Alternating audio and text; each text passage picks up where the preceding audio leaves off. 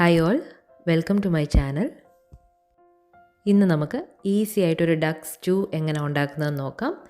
ഇത് വളരെ എളുപ്പത്തിൽ ചെയ്യാവുന്നതേ ഉള്ളൂ. പാലപ്പത്തിൻ്റെയും അപ്പത്തിൻ്റെയും കൂടെയൊക്കെ അടിപൊളിയായിട്ട് പോകും. ഇത് നമുക്ക് എളുപ്പത്തിൽ ഉണ്ടാക്കിയെടുക്കാം. ഇതിന് എന്തൊക്കെ ഇൻഗ്രീഡിയൻസ് വേണമെന്ന് നോക്കാം. ഞാൻ ഒരു ഡക്ക് എടുത്തിട്ടുണ്ട്.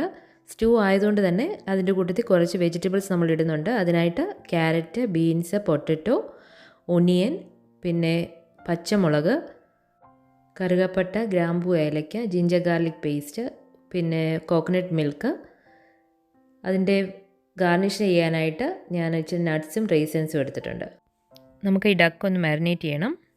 അതിനായിട്ട് ഞാൻ 1 ടീസ്പൂണോളം മീറ്റ് മസാലയും coriander പൗഡർ ഒരു 2 ടേബിൾ സ്പൂണും, മഞ്ഞൾപ്പൊടി 1/4 ടീസ്പൂണ്, കുരുമുളക് പൊടി 1 ടീസ്പൂണ്, പിന്നെ ഉപ്പ് ആവശ്യത്തിന്, പിന്നെ ഓരോ ടീസ്പൂൺ വെച്ച് ജിഞ്ചറിൻ്റെയും ഗാർലിക്കിൻ്റെയും പേസ്റ്റും കൂടെ ഇട്ട് കൊടുത്തിട്ടുണ്ട്. ഇതിലേക്ക് ഞാൻ 1 കപ്പ് നമ്മുടെ സവോളയും പിന്നെ ഒരു ഗ്രീൻ ചില്ലിയും കൂടെ ഇട്ട് ഒന്ന് മാരിനേറ്റ് ചെയ്യുന്നുണ്ട്. ഗ്രീൻ ചില്ലിയും ഒക്കെ നിങ്ങൾക്ക് നിങ്ങളുടെ എരിവിനനുസരിച്ച് ഇടാം. ഞാനിപ്പോൾ ഒരെണ്ണമേ ഇവിടെ ഇട്ടിട്ടുള്ളൂ. ഇതെല്ലാം കൂടെ ഒരു 10 മിനിറ്റോളം മാരിനേറ്റ് ചെയ്ത ശേഷം നമുക്കിതൊന്ന് കുക്ക് ചെയ്തെടുക്കണം. ഞാൻ കുക്കറിൻ്റെ അകത്തായിട്ടാണ് ഇത് കുക്ക് ചെയ്തെടുത്തേക്കുന്നത്. അത് കുക്ക് ചെയ്യുന്ന നേരം കൊണ്ട് നമുക്ക് നമ്മുടെ വെജിറ്റബിൾസ് ഒക്കെ ഒന്ന് റെഡിയാക്കി എടുക്കണം. അപ്പോൾ അതിനായിട്ട് ഞാനൊരു പാൻ അടുപ്പിൽ വെച്ചിട്ട് അതിൽ ഒരു 2 ടേബിൾ സ്പൂണോളം കോക്കനട്ട് ഓയിൽ ഒഴിച്ചു കൊടുത്തിട്ടുണ്ട്.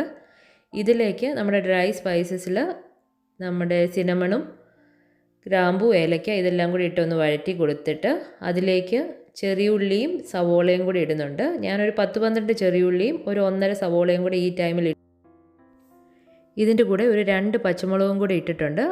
ഇത് ഒന്ന് ചെറുതായിട്ടൊന്ന് വഴറ്റിയെടുക്കണം നമുക്ക്. ഈ പച്ചമുളകിൻ്റെ എണ്ണം നിങ്ങൾക്ക് നിങ്ങളുടെ എരിവിനനുസരിച്ച് 2-3 ഒക്കെ ആക്കാവുന്നതാണ്. കുറച്ച് ഉപ്പും കൂടെ ഇട്ട് കൊടുത്ത് ഞാനിതൊന്ന് ചെറുതായിട്ട് വഴറ്റുന്നുണ്ട്. ചെറിയ ട്രാൻസ്പെറൻറ്റ് കളർ ആകുമ്പോഴത്തേനും നമ്മൾ അതിലേക്ക് കറി ലീവ്സ് ഇട്ട് കൊടുക്കുന്നുണ്ട്. ഇതിലേക്ക് ഞാനൊരു 3 ടീസ്പൂണോളം കുരുമുളക് പൊടിയും ഗരം മസാല 1.5 ടീസ്പൂണും മല്ലിപ്പൊടി ഒരു 3 ടേബിൾ സ്പൂണും ഇട്ട് കൊടുക്കുന്നുണ്ട്.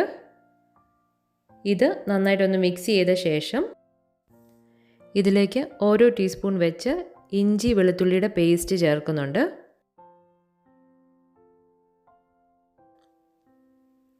ഇതെന്നിട്ട് നന്നായിട്ടൊന്ന് മിക്സ് ചെയ്ത് കൊടുക്കണം.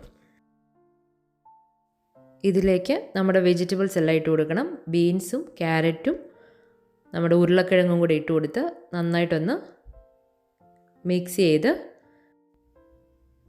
ഒന്നെങ്കിൽ നിങ്ങൾക്ക് ഇത് എണ്ണയിലിട്ട് പതുക്കെ വഴറ്റിയെടുക്കാം. ഇല്ലെന്നുണ്ടെങ്കിൽ ഇച്ചിരി സ്പീഡിൽ ചെയ്യാൻ വേണ്ടിയിട്ട് ഞാൻ നമ്മുടെ കോക്കനട്ട് മിൽക്കിൻ്റെ തിന്നായിട്ടുള്ള മിൽക്ക് ഇതിലൊഴിച്ച് കൊടുത്തിട്ട് ഇതൊന്ന് അടച്ച് വെച്ച് വേവിക്കുന്നുണ്ട്. അങ്ങനെ നമ്മുടെ ഉരുളക്കിഴങ്ങും ക്യാരറ്റും ഒക്കെ നന്നായിട്ട് വെന്തു. ഇതിലേക്ക് നമ്മൾ വേവിച്ച് വെച്ചേക്കുന്ന ഡക്ക് ഇട്ട് കൊടുക്കാം. അതൊന്ന് മിക്സ് ചെയ്ത ശേഷം അതിലേക്ക് നമ്മൾ കുരുമുളക് പൊടി നിങ്ങളുടെ എരിവിന് ആവശ്യത്തിന് അനുസരിച്ച് അഡ്ജസ്റ്റ് ചെയ്യാം. പിന്നെ ഒരു 1/2 ടീസ്പൂണോളം ഗരം മസാലയും ആഡ് ചെയ്യുന്നുണ്ട്. ഇതൊന്ന് നന്നായിട്ട് മിക്സ് ചെയ്തിട്ട് ഒന്ന് ചെറുതായിട്ടൊന്ന് തിളയ്ക്കണം.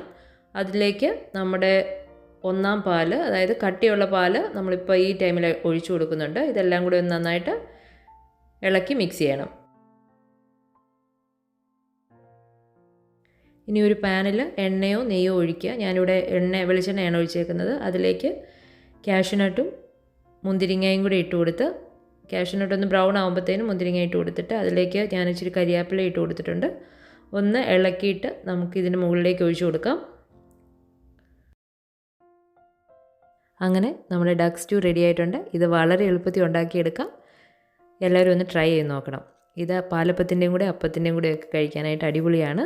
എല്ലാവർക്കും ഇഷ്ടപ്പെടും. വീഡിയോ ഇഷ്ടപ്പെട്ടെങ്കിൽ ലൈക്കും ഷെയറും സബ്സ്ക്രൈബും ചെയ്തേക്കണേ. Thank you for watching.